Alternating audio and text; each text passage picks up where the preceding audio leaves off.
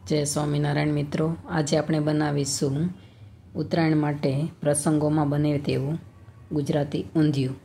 તો તેના માટે મેં 3 પ્રકારની વાલોળ લીધી છે, 3 થી 4 ટીંડોરા લીધા છે, થોડો કોબીનો ટુકડો લીધો છે,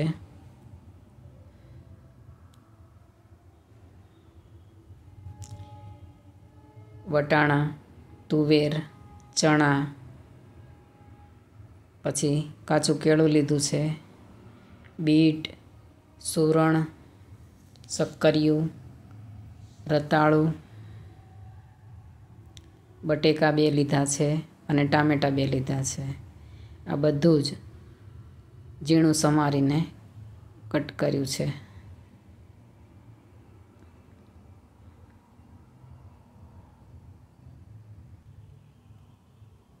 તો આપણે રવૈયા ભરવા માટે મસાલો તૈયાર કરીશું।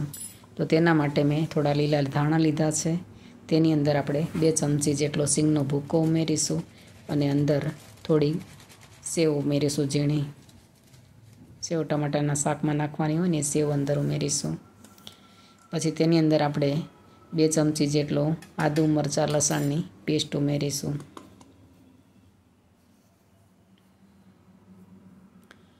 અડધી ચમચી જેટલી હળદર ઉમેરીશું અને 1 ચમચી જેટલું આપણે અંદર લાલ મરચું ઉમેરીશું। 1 ચમચી ધાણા જીરું ઉમેરીશું અને 1 ચમચી અંદર મીઠું ઉમેરીશું સ્વાદ પ્રમાણે। 1 ચમચી જેટલી અંદર ખાંડ નાખીશું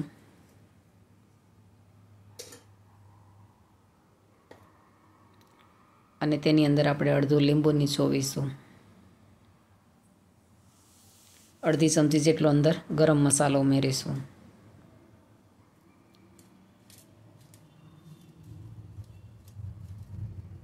હવે 1 પાવડું જેટલું અંદર તેલ ઉમેરીશું। પછી હલાવીને બધું આપણે મિક્સ કરી દઈશું।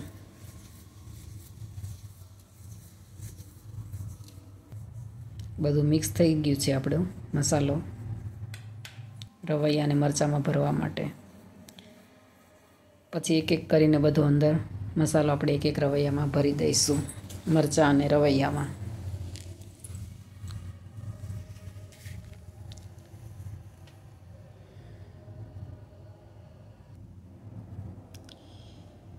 પછી આપણે ઊંધિયામાં નાખવાના મૂઠિયાની તૈયારી કરીશું। તો તેના માટે આપણે 1 કપ જેટલો લીલી મેથી લીધી છે અને થોડોક લીલા ધાણા લીધા છે।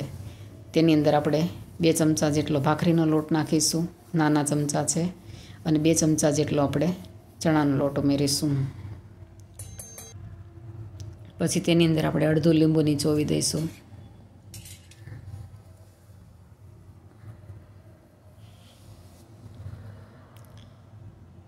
પછી તેમાં અડધી ચમચી જેટલી હળદર, 1 ચમચી લાલ મરચું, 1 થી 2 ચમચી, 1 ચમચી અંદર આપણે ધાણા જીરું ઉમેરીશું અને 1 ચમચી જેટલું આપણે મીઠું ઉમેરીશું સ્વાદ પ્રમાણે।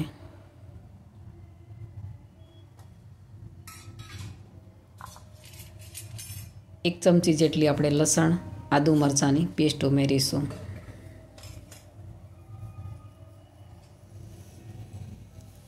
અને 1 પાવડું અંદર તેલ નાખીશું આપણે।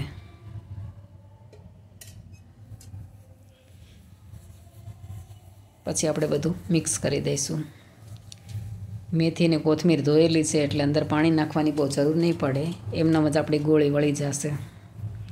મેં બિલકુલ પાણી નાખ્યું નથી અંદર, તેલ અને મેથી ભીની હતી એની જ ગોળી વળી ગઈ છે। તો આપણી ગોળીઓ તૈયાર થઈ ગઈ છે અને રવૈયા અને મરચાં પણ ભરીને તૈયાર કરી દીધા છે। હવે એક તપેલીમાં આપણે તેલ લઈશું, તેલ થોડું ઝાઝું લઈશું કેમ કે બધા શાકભાજી આપણે અંદર તળવાના છે એટલા માટે। તેલ ગરમ થઈ જાય ને પછી તેની અંદર આપણે સુરણ, રતાળું અને શક્કરિયા અને બટેકા અંદર ઉમેરીને તળી લઈશું।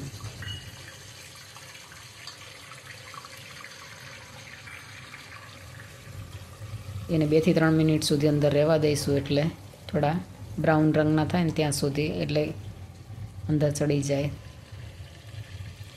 પછી તેની અંદર આપણે બીજા શાકભાજી પણ ઉમેરી દઈશું. બધા શાકભાજી હું તળીને જ બનાવું છું.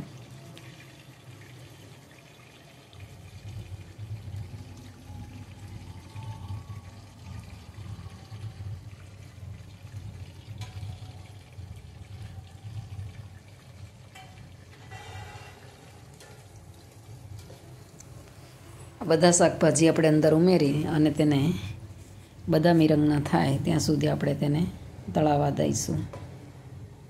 તો આપણે બધાય શાકભાજી અંદર ઉમેર્યા હતા તે બધાય બીટાઈ અંદર ઉમેરી દીધું હતું.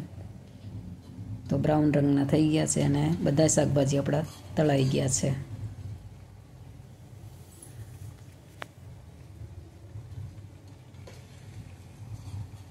પછી તેને આપણે જારાની મદદથી બધા બહાર કાઢી લઈશું.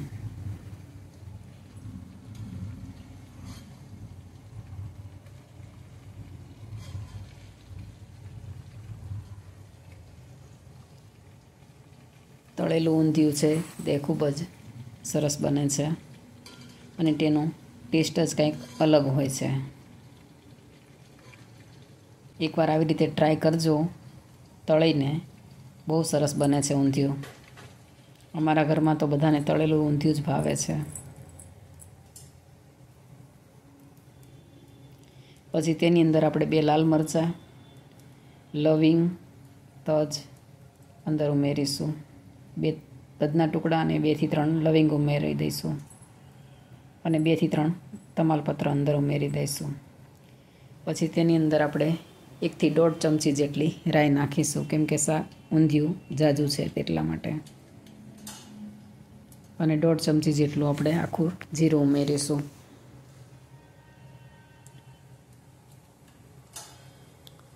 એક ચમચી અંદર હિંગ ઉમેરીશું.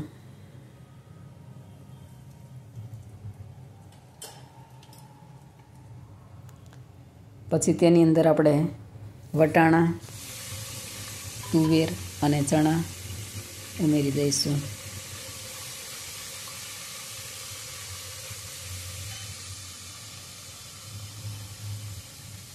તેને આપણે 2 થી 3 મિનિટ સુધી અંદર તળાવવા દઈશું, જેથી કરી ઝડપથી ચડી જાય.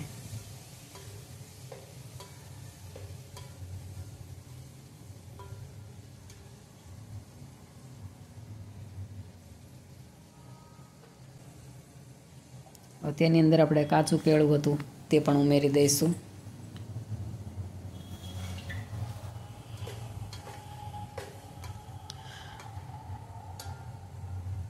તો 2 થી 3 મિનિટ થઈ જાય એટલે આપણે તેની અંદર આપણે બીજા તળેલા શાકભાજી છે તે અંદર ઉમેરી દઈશું.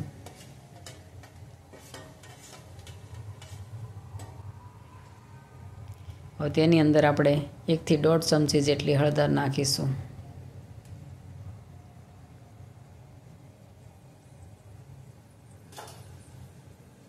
અને 3 થી 4 ચમચી જેટલું અંદર લાલ મરચું ઉમેરીશું.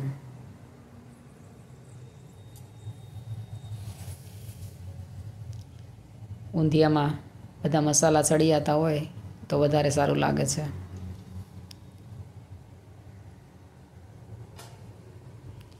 હવે 2 ચમચી અંદર ધાણા જીરું ઉમેરીશું અને 1 થી 1.5 ચમચી જેટલું આપણે મીઠું ઉમેરીશું સ્વાદ પ્રમાણે.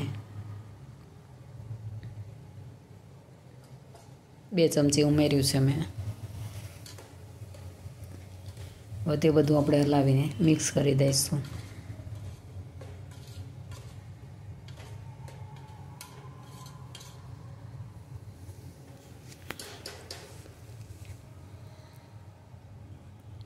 પછી તેની અંદર આપણે ટામેટાં પણ ઉમેરી દઈશું. ઘણા લોકો તેની ગ્રેવી કરીને પણ ઉમેરે છે, પણ મેં નાના પીસ કરીને જ અંદર નાખ્યા છે.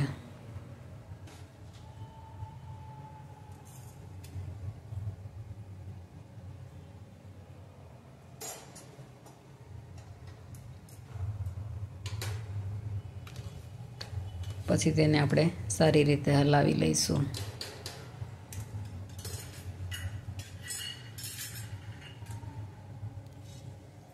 પછી તેમાં ભરેલા મરચાં અને રવૈયા અંદર ઉમેરી દઈશું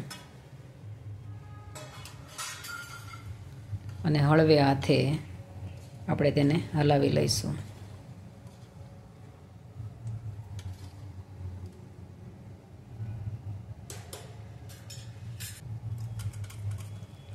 પછી તેની અંદર આપણે જે આદુ મરચાં લસણની જે પેસ્ટ બનાવી હતી તે પણ ઉમેરી દઈશું.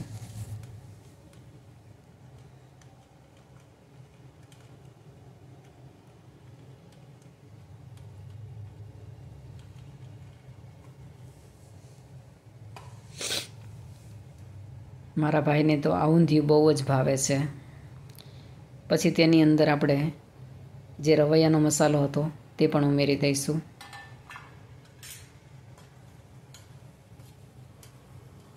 અને બધું હળવે હાથે હલાવી લઈશું.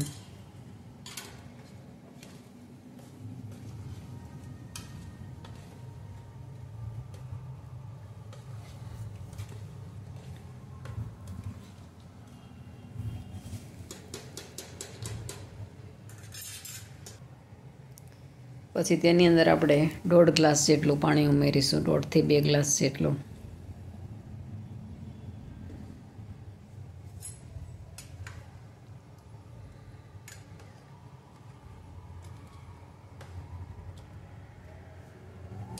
પછી તેને સારી રીતે હલાવીને તેની ઉપર આપણે થાળી ઢાંકી દઈશું અને 5 થી 7 મિનિટ સુધી આપણે તેને ચડવા દઈશું. તો ત્યાં સુધીમાં આપણે મુઠિયા તળીને તૈયાર કરી દઈશું.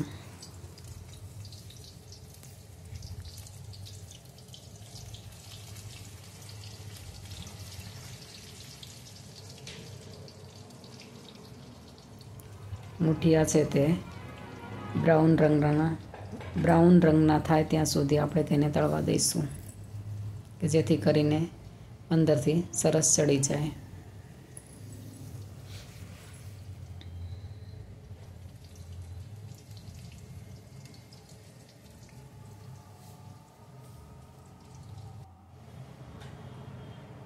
તો આપણા મુઠિયા બ્રાઉન રંગના થઈ ગયા છે. હવે તેને આપણે બહાર કાઢી લઈશું.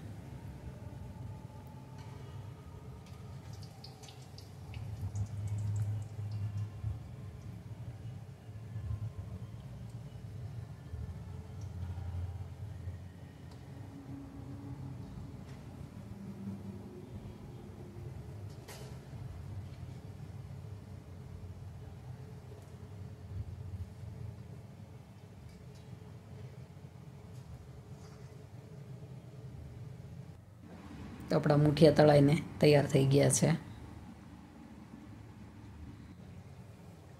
પછી આપણે તેને શાકની ઊંધિયાની અંદર ઉમેરી દઈશું.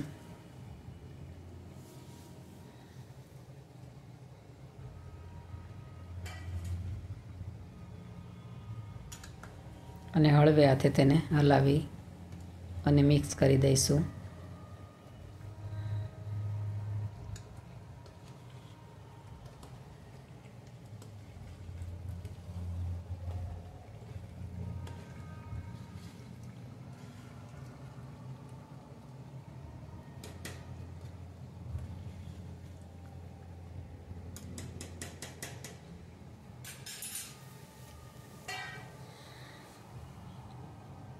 પછી તેને 4 થી 5 મિનિટ પાછું ચડવા દઈશું.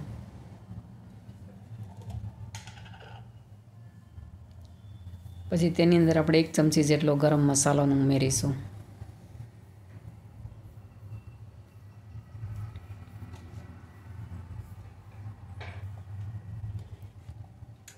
અને પછી ધીમે હાથે હલાવી લઈશું.